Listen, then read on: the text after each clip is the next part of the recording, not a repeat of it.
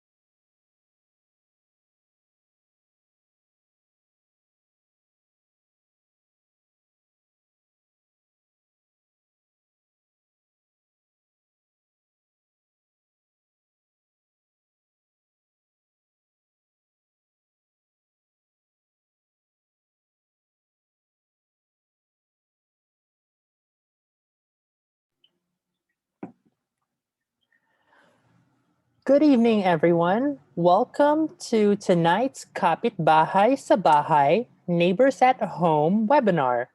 I am Jean Alejo, one of the tenant counselors here at the South of Market Community Action Network, or SOMCAN. Tonight, we will discuss the steps on how to submit your San Francisco rent help applications exclusively for San Francisco tenants. We will also explain the differences between the state and the local rent relief program applications.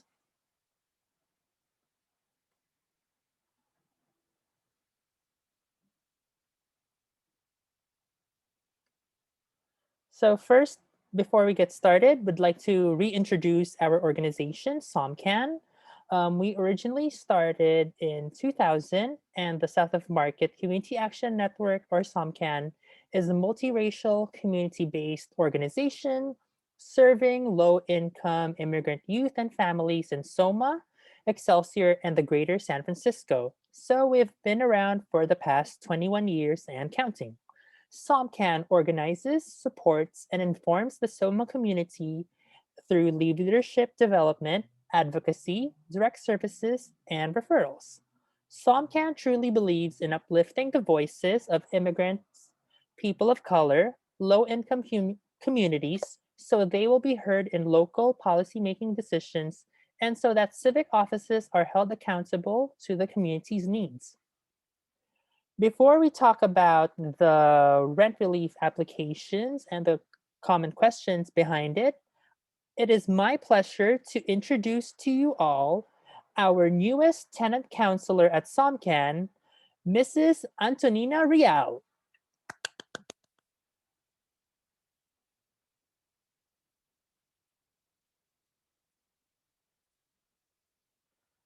Um, Miss Antonina, I think you are muted po. I think you're muted, so please unmute. Okay. Sorry. No Mm. worries. It's okay. Thank you, Jean. Good evening, everyone. Thank you for joining us on this KBSB webinar, Kapit Bahay sa Bahay. I'm Antonina Royal, a mom, a wife, and a tenant, and presently one of the tenant counselors of SOMCAN, one of the active community organizations in Soma, Pilipinas, neighborhood here in San Francisco. We in SOMCAN, through the leadership of our director, Ms. Angelica Cabandi, is proud to inform you about the programs of our community, city, state, and country as a whole. But before that, I want to share with you the functions of SOMCAN, South of Market Community Action Network. We have here the direct services and organizing activities. For direct services, we have ACBAY program, tenant counseling program, and workers program.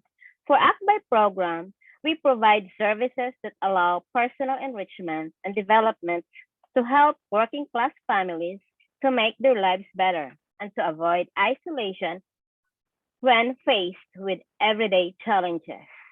For the tenant counseling, we provide advice on basic tenant rights and referrals to tenant lawyer and other resources. And for the workforce program, we help with job search and application, understanding workers' rights and referrals. And for organizing, we have here the neighborhood organizing. Its objective is to proactively influence public and private policies and practices that affect some constituents. We have here Kapit Bahay sa Bahay, like this, in which we inform the community about the updates on tenants' rights and housing. Our community, our health, kalusugan ng bayan. We have also the youth organizing, home, and neighborhood action, that is the Yohana. For Yohana, it offers a safe, culturally competent, and democratic space for young people ages 14 to 18 years to gain valuable leadership skills, identify issues in their community, and take action to achieve healthy and equitable neighborhood. And we have here Transit Justice Campaign, in which here we are suggesting, or if possible, we are submitting proposition in order to approve the free Muni Transit here in San Francisco. Jean? And we have here the agenda. What is the local rent relief application? The difference between local and state programs. The application requirements, steps to follow, questions and comments, updates on San Francisco's eviction moratorium, and appointment inquiries. Next. For our ground rules, we have Zoom. During the Zoom webinar users, or if you are joining with a Zoom webinar, you may post your questions on the Q&A tab. For the Facebook Live, you may post your questions or comments on the comment section. Please do not share sensitive or confidential information about yourself. For example, your address, your phone number during this webinar. And please be respectful, kind, and there should be no foul languages. And next, for our best practices, we need to say your name first before speaking. Speak slower than usual. Do not use acronyms, just say complete words. Wait a few seconds after someone speaks to respond. Jean? Thank you, Miss Antonina. So now we will explain the differences between the local and state programs. For the State Emergency Rental Assistance Program, or the EROP, we have here, it is a relief program or rent relief program under the Senate Bill 91, covering most counties in California. It covers only back rents and deeded utilities owned from April 2020 until March 2021.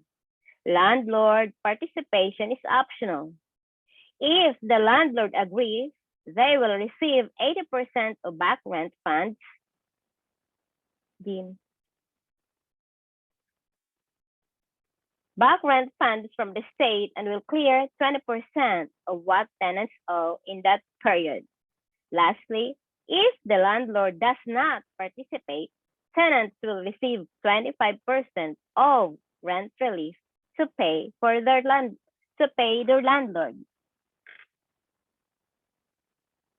Yeah, my apologies on the previous glitches. So, but I hope you saw the relevant information regarding the state rent relief program.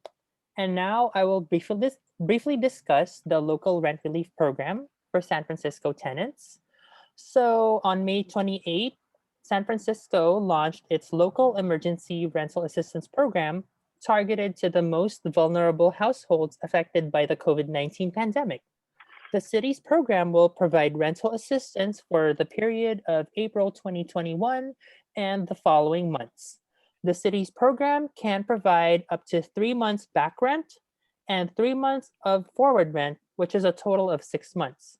So, for example, if you have unpaid rent or you're behind in rent for the months of April, May, and June, and if you apply during June 2021, which is this month, then you are likely to qualify for assistance for the past 3 months starting April 2021 and the next 3 months, which is July through September. Mhm. And would like to make a note that the local program will use a different web application to avoid any language barriers of the state's website. And also translated paper applications will be available.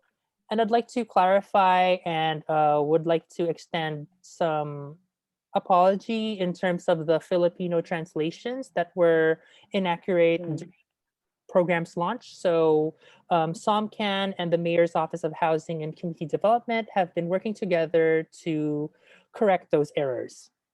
And however, the paper form responses will still be needed to be uploaded or inserted into the online portal by program implementers or community partners, including us at SOMCAN.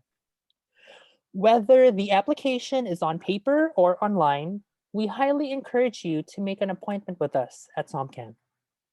Mhm.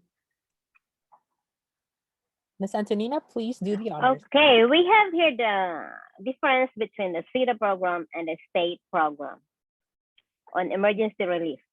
So we have here for city program, it started just April 2021 and the following months.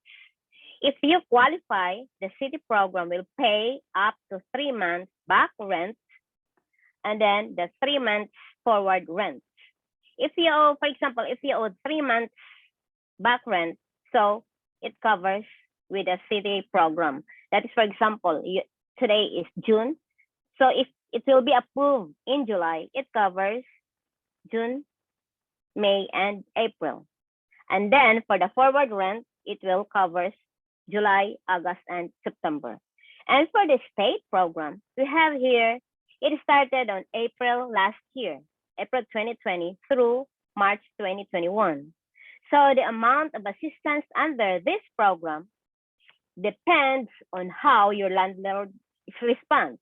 For example, after you submit an application, the state will contact your landlord and ask them to agree to waive the 20% of the unpaid rent that is from April 2020 to March 2021.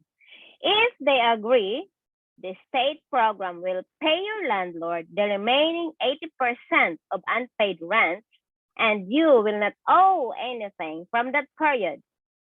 But if the landlord doesn't agree, the state program will pay only the 25% of the unpaid rent from that period.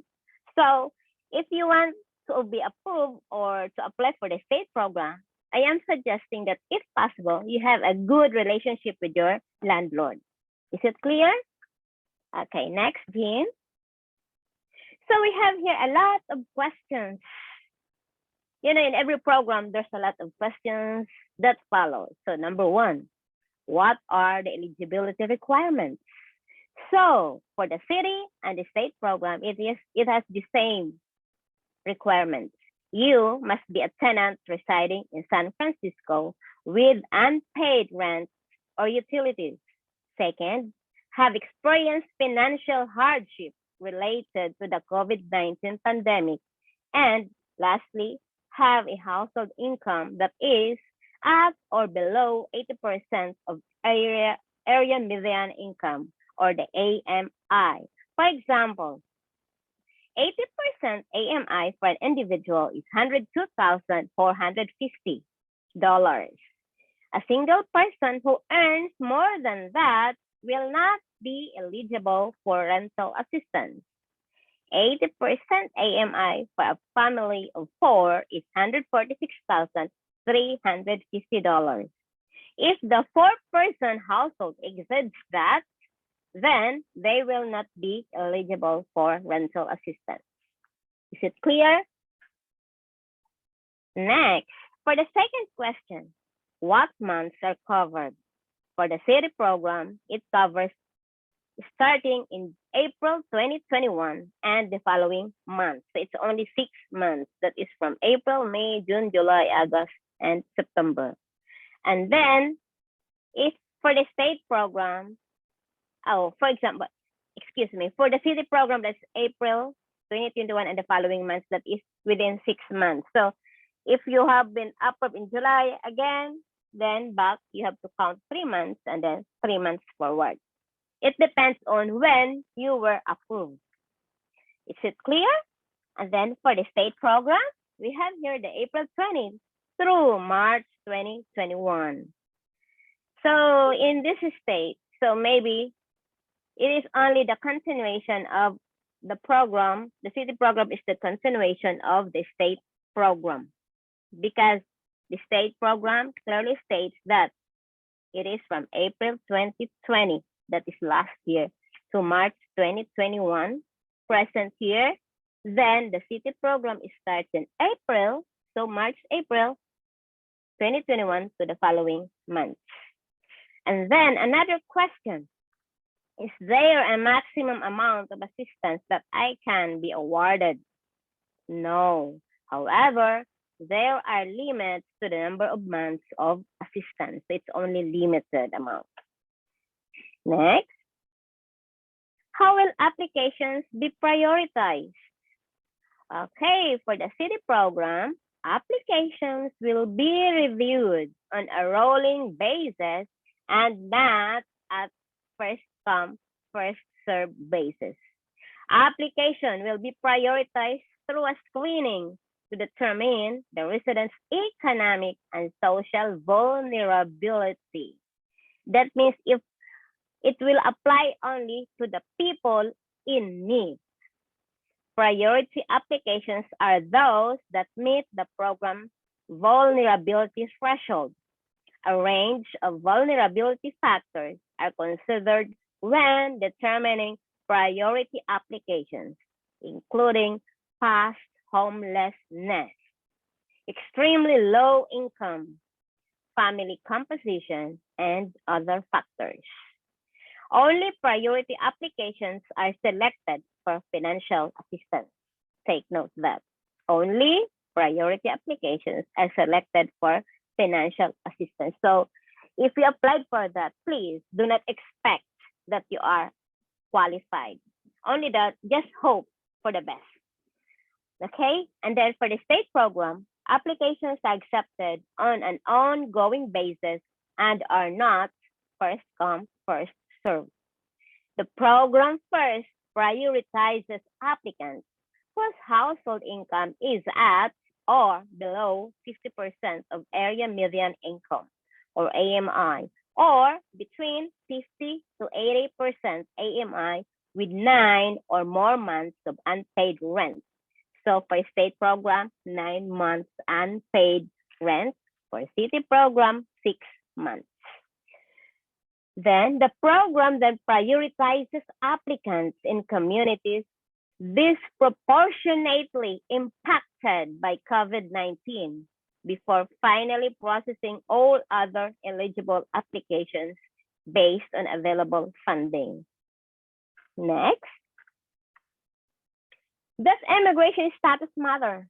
No, you will not be asked about immigration status. Help from this program also does not qualify as a public charge that can affect those applying for a green card. Number 6, the unit I rent might not have been built with permits. Will the city send inspector if I apply for assistance?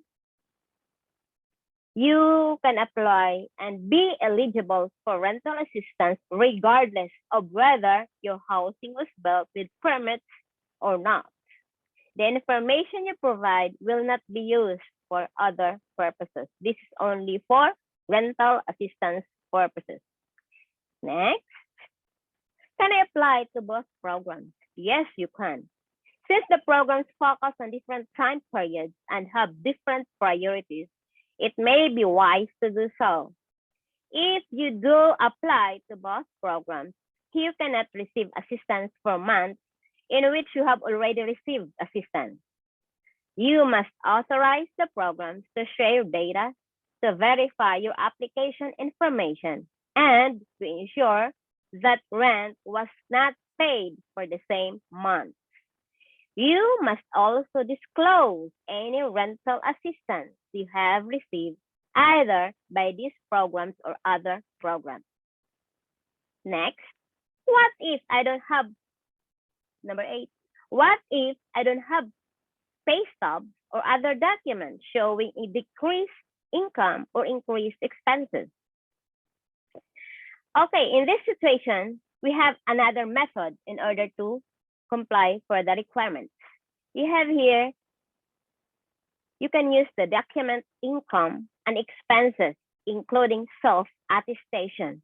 However, do your best to gather these documents ahead of time to move through the process more quickly.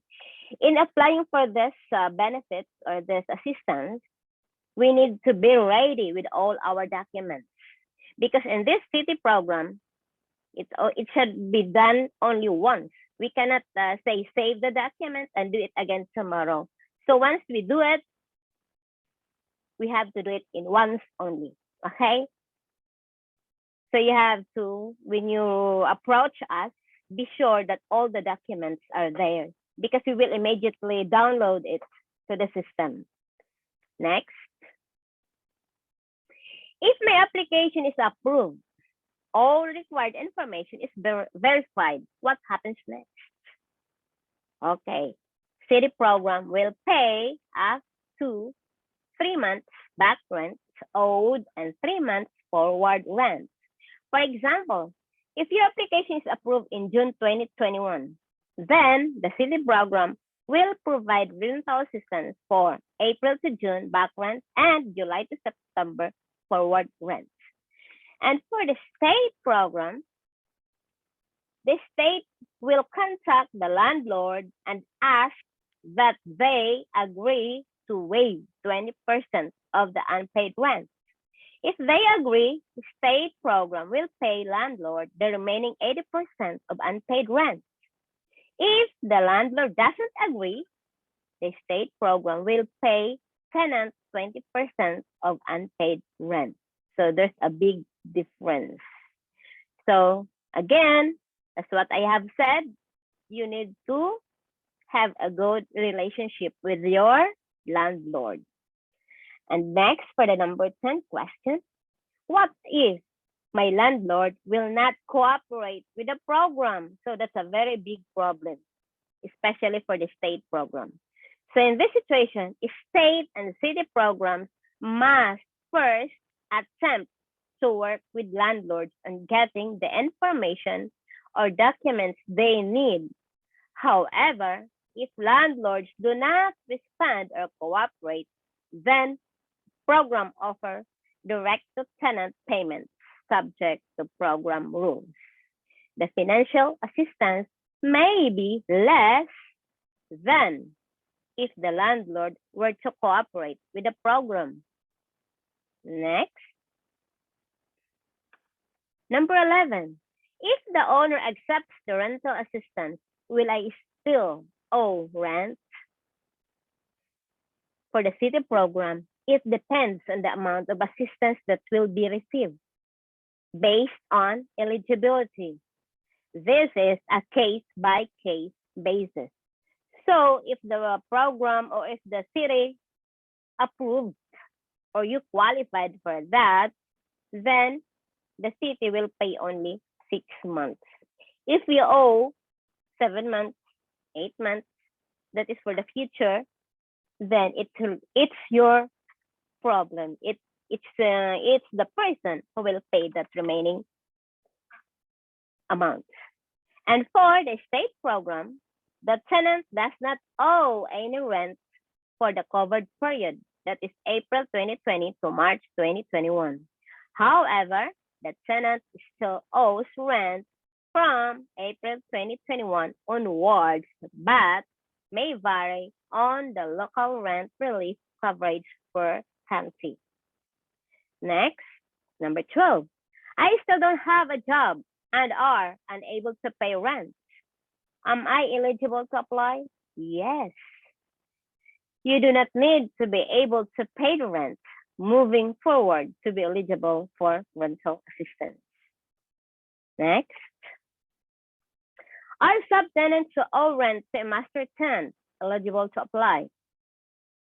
For the city program, subtenants are eligible for assistance with or without the involvement of the master tenant.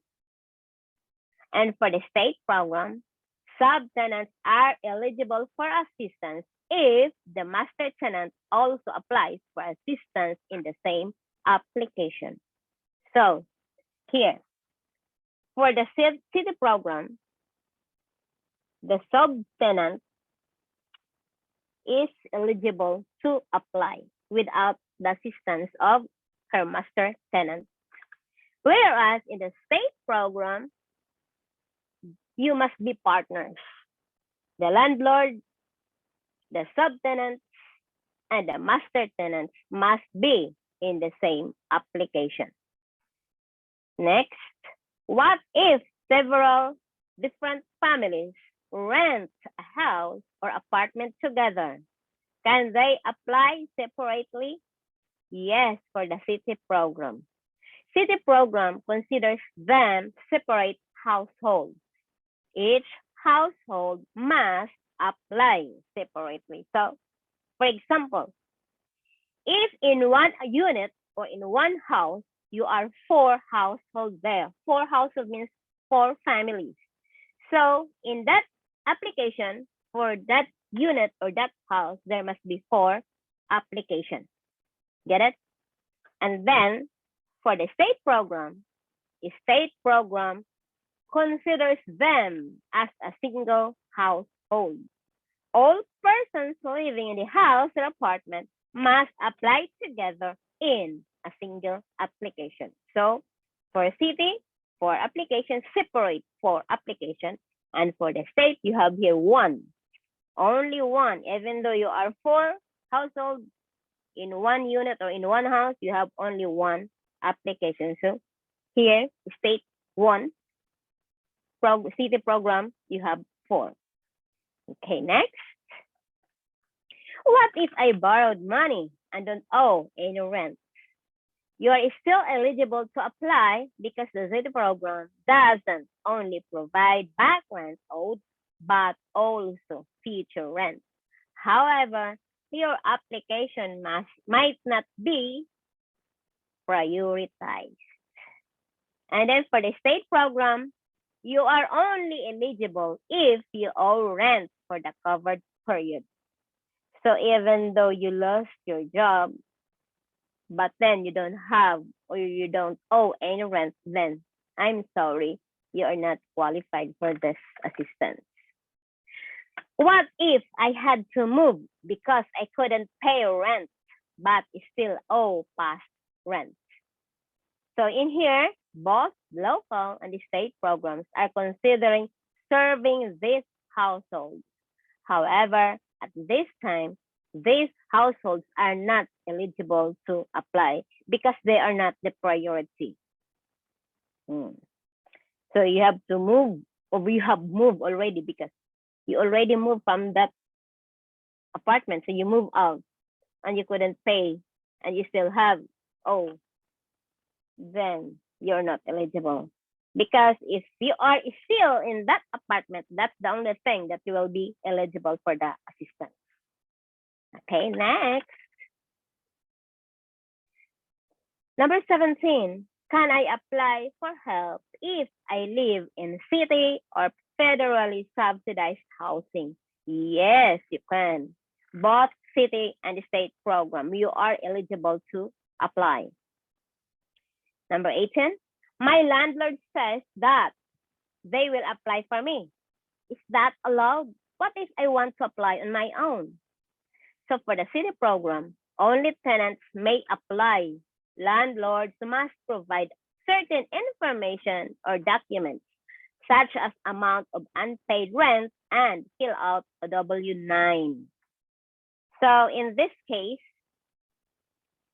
for the city program, it's only the tenant who can apply, and then the role of the landlord here is to provide only certain information or documents, and the landlord will fill out the form W-9. This W-9 is the form in which the information of the renters or the tenants is written in there. And then for the state program, either the landlord or the tenant may apply. Landlords may submit applications on behalf of tenants, but tenants must agree to participate in the program before rental assistance is provided. Tenants do not have to provide their personal information or documents to the landlord because they can provide it directly to the program if they prefer. If the program or the state program needs your documents, it's the person who must submit that pertinent paper or that document. Because right now there's a lot of scammers, so you tenant must hold your own personal information. Okay. Next, last two, we have here number 19. How will I know if I am awarded assistance?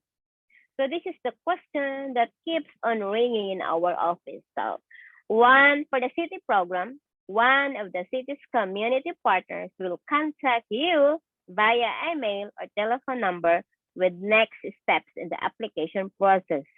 So just wait, because in your application you stated there, or you put in there you fill up your telephone number there and then your email address. So the program, the city program, or the city community partners will contact you in case your application has been approved. And then you're going to do for the next step.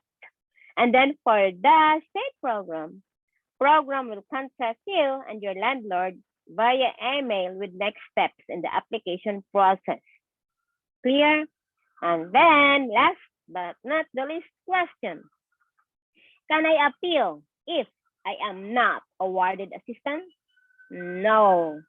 However, if you discover that information in the application is inaccurate, you may reach out to a community partner to correct your application and have it re-screened. And for the state program, unfortunately, there is no appeal for the state rent relief. Okay, thank you very much for the time.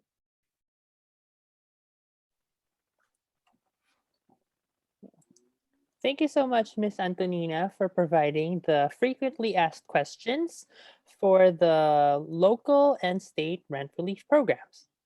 Now I will discuss the step-by-step process of submitting the emergency rental assistance application for the San Francisco Rent Help. So you can find this application online if you prefer to fill it out online in one sitting. You could go to sfgov.org/renthelp, or if you have any burning questions, you will If you have any burning questions, you are encouraged to make appointments with us. So now I will discuss the first few steps. Next slide.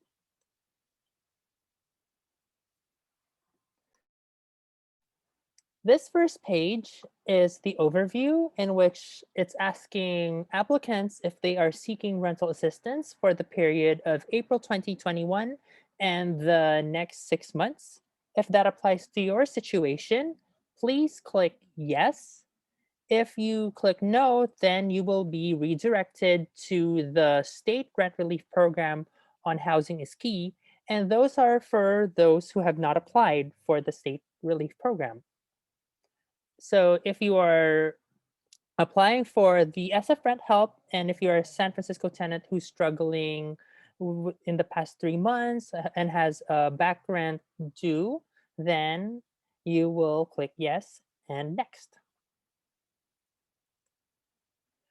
And before you begin, it's going to ask you about the household eligibility requirements. And the first question is asking about if you have qualified for unemployment benefits or experienced a reduction in household income or have incurred significant costs or experienced other forms of financial hardship due indirectly or indirectly to the COVID-19 pandemic.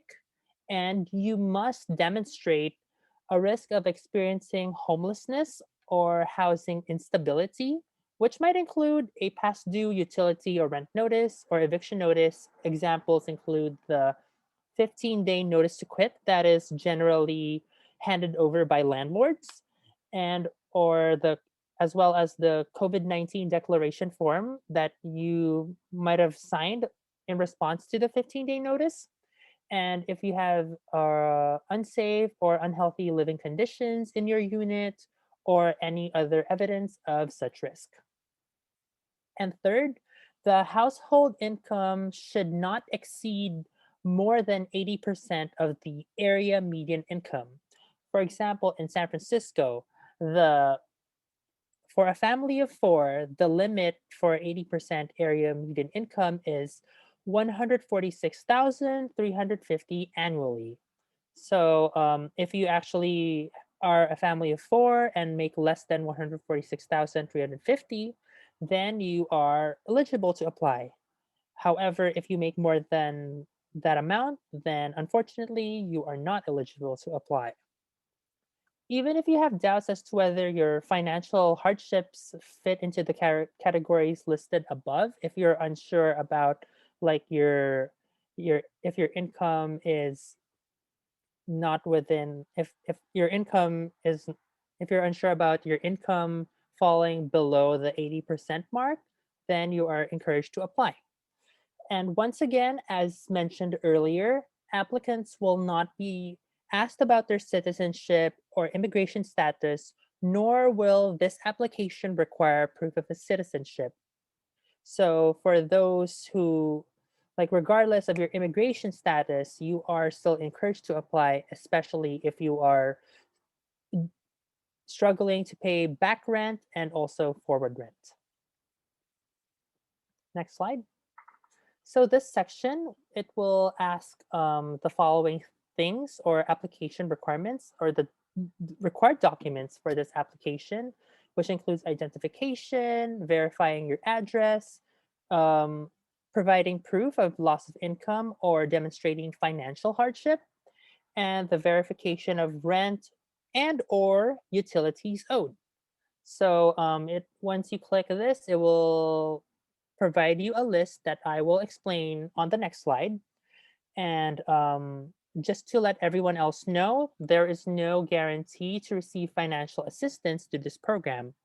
If you proceed to the next stage of the application progress, you will need to submit these documents for verification purposes. If you have trouble providing such documents, a self-declaration or self-attestation may be acceptable for some verifications. Someone will work with you to help you provide the necessary information.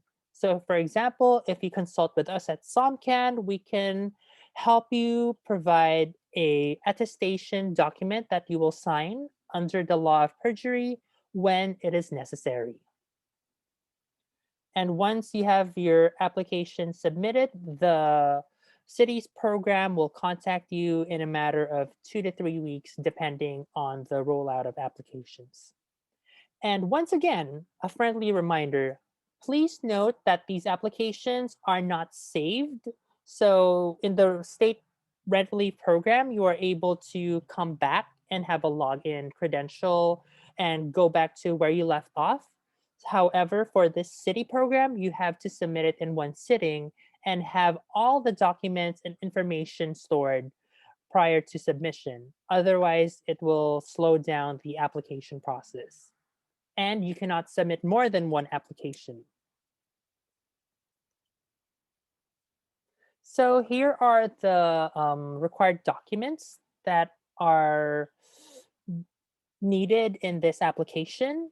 So before the documents, you must demonstrate all these eligibility criteria if you're struggling financially and seeking rental assistance for the past 3 months and the next 3 months.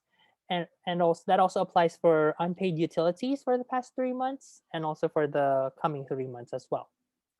And has anyone in your household experienced a significant reduction in loss of income or incurred expenses? Or if you have any financial hardship due to the COVID-19 pandemic, you are also eligible to apply.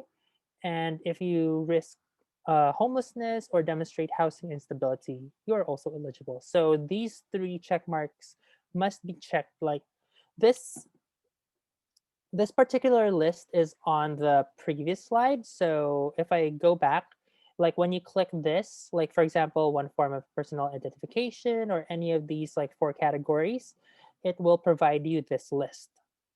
So this is a essential list for references in terms of identifying the required documents. And then if you check all of the above, before you apply, you need to provide some of the following items, such as verifying your identity. So in this case, we highly encourage you to provide your California ID or driver's license as proof of identification. If not, birth certificate, marriage license or certificate or a divorce decree is also acceptable. Current school records, documenting your student status. If you're a student, then you're eligible to use that as part of your verification. It's just one of these documents that you need to apply and upload. And also an identification card is also acceptable, but we highly encourage using your government issued ID instead.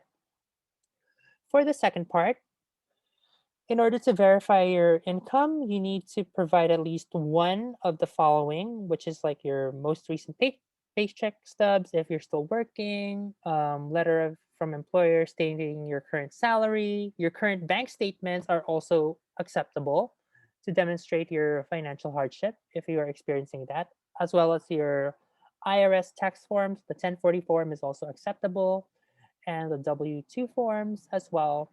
And if you cannot provide or unable to provide these documents, you are also encouraged to do a self-declaration form, signing under the law of perjury. And then the third part is verifying your residence, which may include a lease agreement or official letter from a third party demonstrating your name and address, a government issued library card with the address on it, utility statements from providers such as like your phone bill or your internet bill or your electricity bill. So that's like one of the easiest forms of verifying your residence, or a letter from social services that can prove your residency. So in our suggestion, utility statements are the best tools upon verifying your residence. For the next part, you need to verify the amount of rent owed. So you can attach your latest lease agreement that is signed by the landlord and you as a tenant. If you received any notices to pay or quit as an eviction notice, and also i- another forms of Documents providing the verification of the amount of rent owed is like your bank statement or check stubs that prove the shows of patterns of paying rent, or a COVID-19 declaration form of financial hardship is also a unacceptable. It's also acceptable because that COVID-19 declaration form is signed by you, demonstrating that you are experiencing financial hardship for the past 3 months and also the coming 3 months. And if you have any past due utilities, you may also attach those utility statements as well, as long as it says past due and they are still not paid. But if you are only seeking rental assistance for the past 3 months and the coming 3 months that are like, for example, June, July, August, for like today's period, then that is totally fine. Like if you're only seeking for rental assistance, as long as you have back rent, and also if you're only seeking for utilities assistance, as long as you have unpaid utility bills, then this program can help you. Next slide. So here we have a demonstration of a application of a character from a Filipino TV series. So, for example, Rosenda Ocampo, who is a fictional character, is applying for rent relief. So, for example, it's just going to ask Rosenda or the applicant, like, how did you hear about us? So, if you heard about this application through a community organization such as SOMCAN, you may select that. Or if you heard about this through other means or other ways, then you will click the drop down menu and select the best option. And is your housing crisis due to COVID 19? Assumingly it is due to COVID 19 financial hardships, you will click yes. And then, if yes, you are being asked what caused your housing crisis. So, if you lost a job or you had increased expenses due to COVID 19, or other options that are best suited in your situation, will also be listed on this drop down menu for this particular question. So, for example, on the lower portion is just asking, have you applied for and or received rental assistance since March 2020 from other resources? Please note that this will not disqualify you from additional financial help, but duplicate payments for the same months are not allowed. So, for example, if a tenant already received financial assistance from Give2SF in October 2020, unfortunately, you cannot apply again to pay that rent amount that was due in October 2020. And also, if you have received an update or if the state program has already paid your past due rent for the months of April 2020 through March 2021, you cannot apply again for that period, because this period for the city's program only covers April 2021 and the coming 6 months, depending on when you apply. And then you will need to provide your first and last name as well as your date of birth, sexual orientation as listed. You may or may not disclose it, and if you choose not to disclose it, that is totally fine. You could click not listed.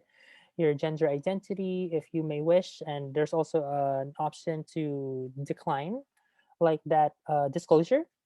And then your preferred pronouns, or actually pronouns, your pronouns, and then which describes your race and ethnicity. So if you are a mixed race, when you click this drop down menu, there will be check boxes. So you will check the boxes that apply to your ethnicity. And of course, please list down your primary phone number, the phone number that is best way to reach you. So for in most cases, the cell phone number, your cell phone number, personal cell phone number is the best bet for that portion of the application. Next. So you will also need to list down your email address when you are applying, as well as your current address. So I listed down our partner's address, 5000 Mission Street, which is not a residence. But when you are applying as a tenant, of course, you need to list down your actual address, including an apartment number if applicable. So the next information will ask you if you need interpretation services. If you need interpretation services, you will need to specify the language. If not, if you're fine with having this application in English, you will just click no. On the next portion, it will ask you what type of housing do you live in? So the options include apartment, condominium, single family home, SRO, or single room occupancy, or other forms. So you will click and choose the best option that is suited for your situation. It will also ask how many people are in your household, including yourself, as well as has there been changes in the number of people in your household due to divorce, death, or someone moved out in the past 12 months. You will disclose either yes or no if that applies to you. And also, the next few questions will just ask how many children are under the age of 2 years old, if there are any, or if there are any children between the ages of 3 to 17, if there are any. Next slide, that continues on. If there are any transitional age youth, ages 18 to 24, if applicable, as well as those who are 25 to 61 years old, if applicable. And if there are any senior citizens in your household, you will also need to list that down if that applies to you. And if the head of household is under 25 years old, so for example, if you're 24, 23, between the ages of 18 to 24, if you are the primary head of the household, then you will need to disclose that. And then it's also asking if anyone in your household is a veteran. So if anyone else is a veteran, then you will say yes. If not, that is totally fine. So the next part is asking about your current employment status. So if you are not employed, that is totally fine. You could say no. But this particular question on the right hand side of the screen, it will just ask about like your previous employment on what was your method of receiving your paycheck? Was it hourly, salary, or other seasonal? So there are options for that. So, and for those who are employed but had a significant reduction in household income, you will click yes. However, you will also need to disclose like your current employment method. So for back rent, so it will ask you about how much do you owe in back rent, because like that's the essential key to in order to be qualified for this application program is you need to owe back rent. Because if you only are worried about forward rent, then I'm sorry, you cannot apply right now, but you may apply later in the next 3 months. So, for example, Rosenda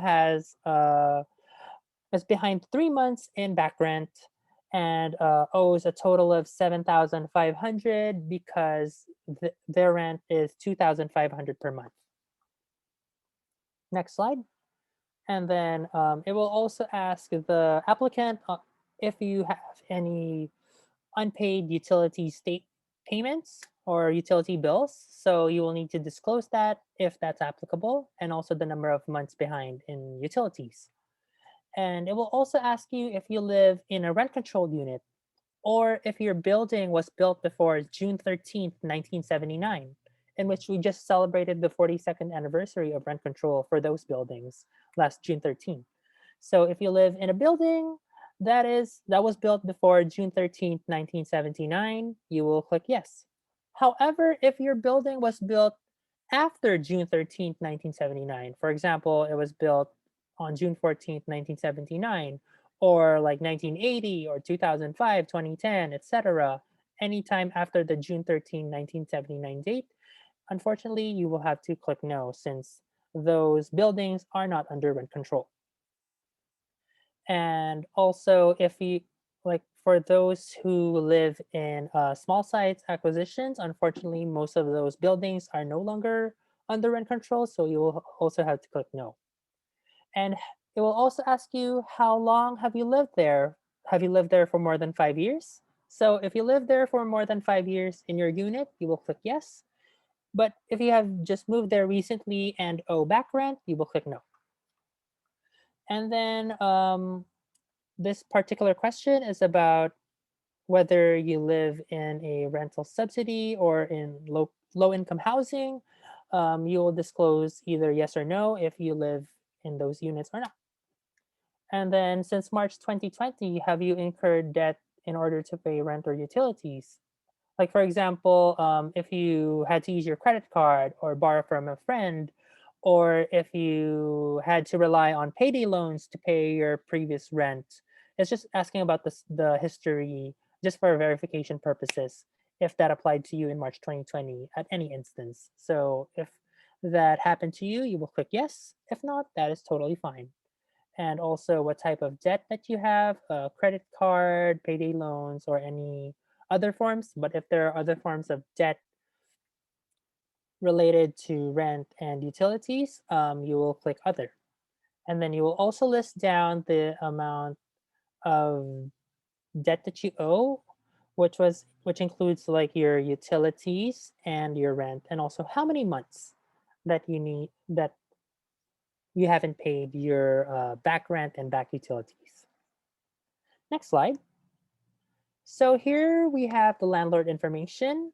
It is in order for your application to go through, you need to disclose your landlord's information or your property management information. Like for example, if you live in a building that is owned by an LLC or corporate landlord, you need to provide the corporate landlord's name. But if you are under a private landlord, you will need to list down their full name, including their first and last name, as well as the address that they live in and the city that they're based in, their zip code, and their phone number. And then, for example, if your landlord is a corporate landlord, you will need to provide not only their name, but also their corporate address and the office's phone number. But if you know your landlord's email address, you may also list that as well. Next slide.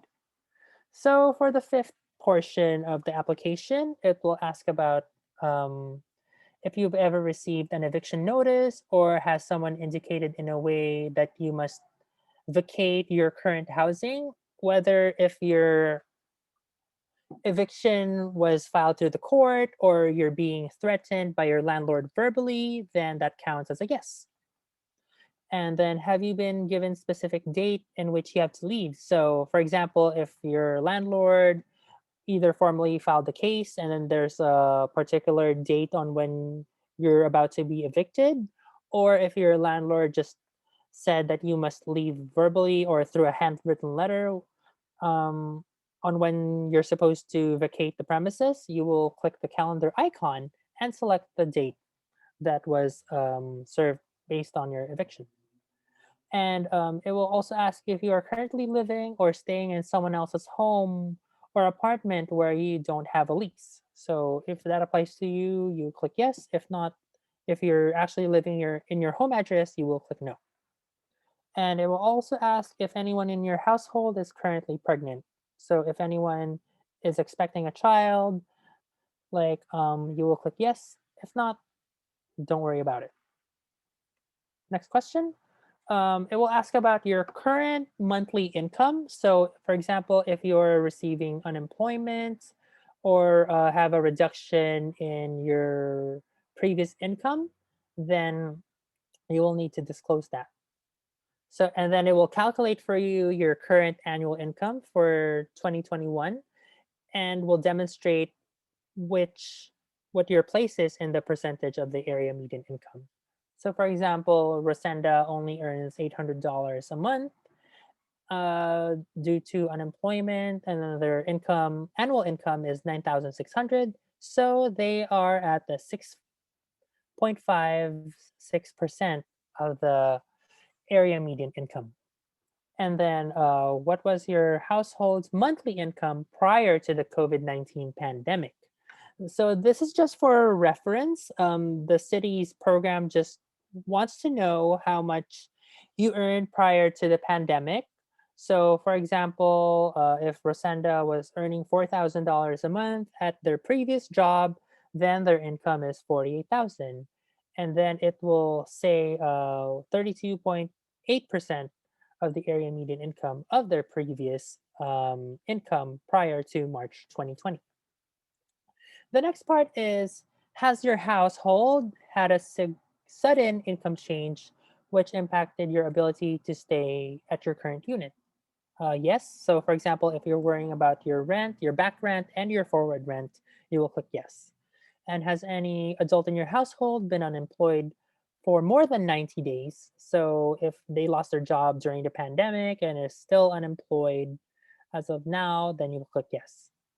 And have you ever been homeless in the past? For example, if you slept outside or in your vehicle or another place that is not suited for sleeping, or if you actually settled in a shelter, you will click yes. If not, that is totally fine. You just click no. Next part. So it will just ask if you've been homeless for the past 2 years, yes or no. And have you ever had your name on a lease? If, for example, Resenda's name is on the lease, they will need to disclose that. If not, that is totally fine. So even if you don't have a lease, a formal lease, you're still eligible to apply as long as you have unpaid rent for the past 3 months and like the coming months as well. And has your landlord ever filed papers against you formally through the Superior Court, which resulted you to have to leave your current unit? So, for example, if Rosenda did not receive a formal eviction notice from the court, then they will disclose no. But however, if anyone has received a formal eviction notice from the Superior Court, you will need to disclose that as well. So the following questions will not in any way affect your eligibility for assistance. They are just asking to determine if you may be eligible for additional services. And for the most part, this program believes that everyone has the right to safe and stable housing. So it will ask if anyone or any adult in your household has been arrested or spent any time in jail or prison for the last 2 years. And does anyone in your household have a disability or disabling condition which impacts the ability to secure their housing situation? Just click yes or no for any of those questions, which is applicable to your situation. And have you or any adult in your household has been discharged from a hospital, mental facility, health facility, substance abuse treatment facility in the last year? If that applies to you, please click yes. And is your household ineligible for certain federal subsidies or assistance, such as unemployment assistance? So, if you did not qualify for unemployment, you will click yes. But if you actually qualified for unemployment and have received it, you will just click no. And then the last question on the lower portion of the screen is just asking if you prefer to work with a specific organization to determine your qualifications for assistance. Please select one from the list below.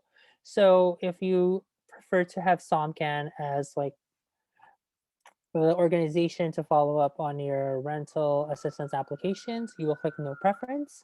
But if you have any preferences on the listed organizations on the drop down menu, such as the Catholic Charities or Eviction Defense Collaborative, if you prefer to connect with them instead, that is totally fine as well. Next slide.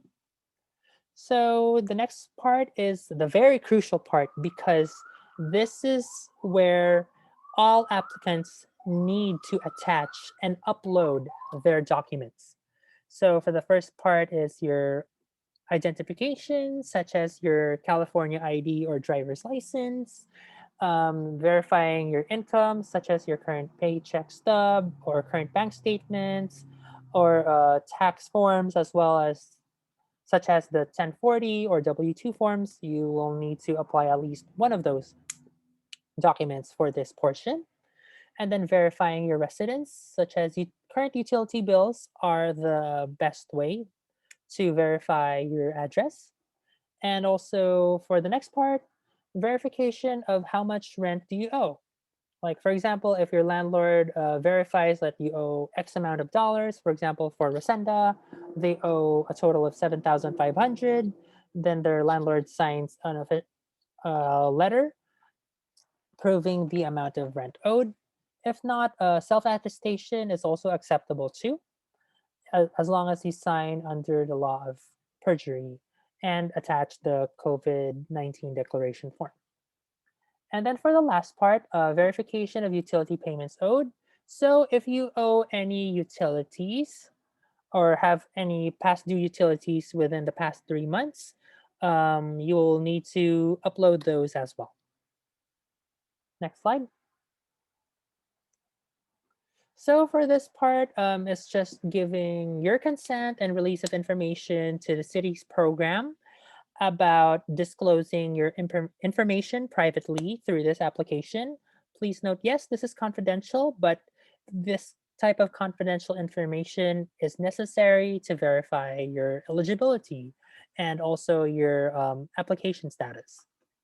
It also gives consent and authorization for the City of County of San Francisco, as well as its respective agents, employees, and assigns, such as the Bay Area Community Services and All Home, and other operators and administrations of the Regional Homelessness Prevention Network to share, disclose, analyze, and discuss all documentation and information provided in this application in furtherance of offering assistance to prevent duplication of benefits or to present aggregate data for the Emergency Rental Assistance Program or the Homelessness Prevention Network. So, in other words, you agree to participate. You agree to disclose like your confidential information to verify your eligibility for the program.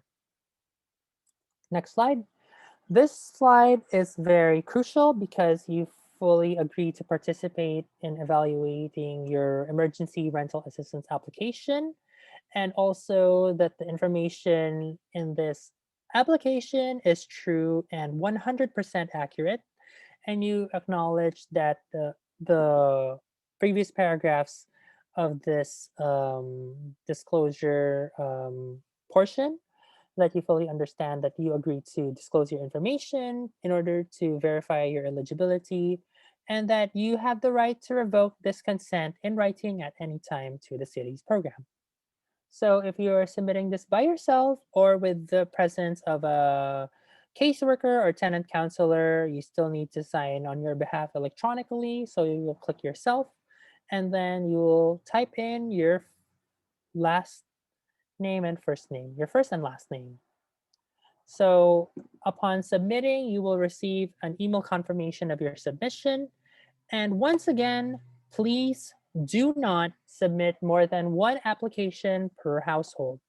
Submitting more than one application could slow down your application progress.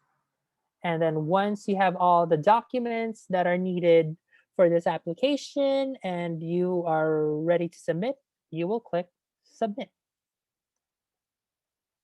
And before we get to answering a couple of questions, we'd like to provide local eviction moratorium updates. So, as of June 8, 2021, the San Francisco Board of Supervisors passed a local San Francisco moratorium, which extends through July and August and will expire 60 days after the mayor signs it. So, as of now, the Board of Supervisors has approved it. However, we are still waiting for the mayor to sign it in order for it to take in effect.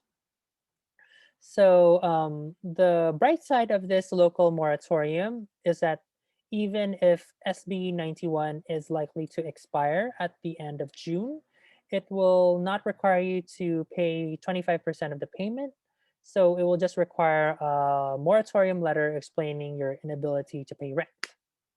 And also, if you wish to disclose that you applied for rent relief assistance, then you may disclose that as well. And then there's another local extension that is currently being planned through the end of 2021, and which will require tenants to pay 25% of rent in order to be protected from evictions of non-payment of rent. So, in other words, There's a local moratorium for July and August, and we will have to stay tuned if that will be extended throughout the 2021. And unfortunately, there are still no updates regarding Senate Bill 91, whether it will be extended, but please stay tuned for any updates from us at SOMCAN. And now we will answer questions Okay. through Zoom. Jean, there is question, Jean. Sure. This is from Josh Renstein. Will you be emailing this presentation to everyone? Unfortunately, we cannot email this presentation because this presentation is for webinar purposes only. However, you may replay this webinar through Facebook Live.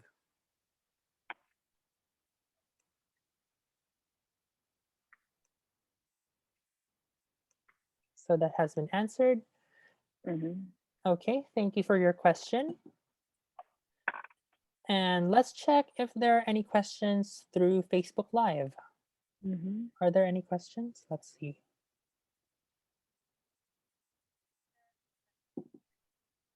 So as of now, there are no questions on Facebook Live.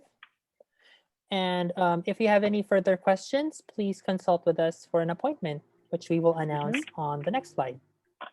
So once again, I will share my screen.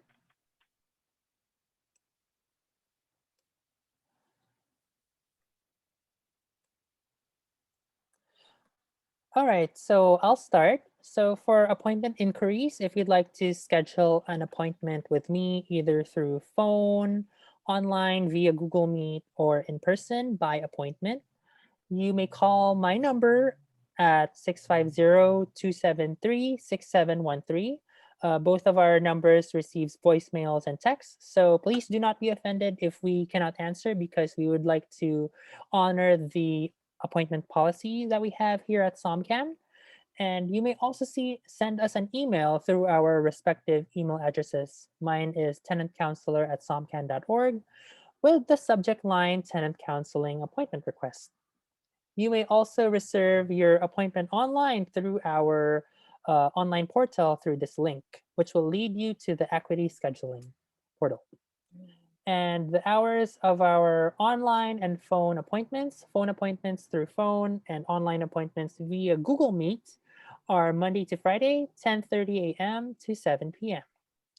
And for in-person appointment hours, please note that you may not come to the SOMCAN office without an appointment. It's because we are still adhering to social distancing and physical distancing health protocols as well as safety protocols due to COVID-19, even if the state has already recently reopened and lifted most of the health and safety protocols. We are still honoring that in our office for the safety of our clients and staff. So my hours there are on Fridays from 1 to 5 by appointment at 1038 Mission Street between 6th and 7th. Please note that wearing a face mask, temperature checks, sanitizing, hand washing, and physical distancing are still being strictly enforced inside the office during your appointment. And now I would like to pass it to Miss Antonina for their information regarding appointments with her. Go ahead. Thanks, Jean. For appointment purposes, just call Antonina Real at 650-420-5529. Again, 650-420-5529, or send an email at Ariel, AREAO, at somcan.org. And for in-person appointments, I am available on Wednesdays at 10:30 a.m. to 5:30 p.m. Thank you so much. And that gives us a wrap up for our Kapit Bahay sa Bahay Neighbors at Home webinar. Thank you so much for tuning in. This is Jean Alejo. Again, thank you very much for joining with us on this English version webinar of KBSB. And to those watching on FB Live, thank you very much. I hope that we have shared inputs on you on how to apply the SF and state program on emergency rental assistance. If you think you are qualified or you meet all the requirements, Then, what are you waiting for? Call and email us. We are happy to help. Thank you. Thank you so much, Miss Antonina, and thank you everyone for attending. And please have a good night and stay safe. Okay, good night. Bye bye.